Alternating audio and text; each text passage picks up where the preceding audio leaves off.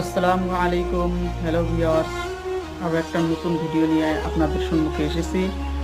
দেখেন, আজকে মিজানুর রহমান আজহারি, ডক্টর মিজানুর রহমান আজহারি আল্লাহর সাথে আলাইহিস সালামের সাথে একটা ঘটনা ঘটেছিল। সেই ঘটনার উদাহরণ কিভাবে দিয়েছে আপনারা দেখেন। মুসা আলাইহিস সালামের পায়ের মধ্যে একবার একটা লাল পিঁপড়া কামড় দিছে।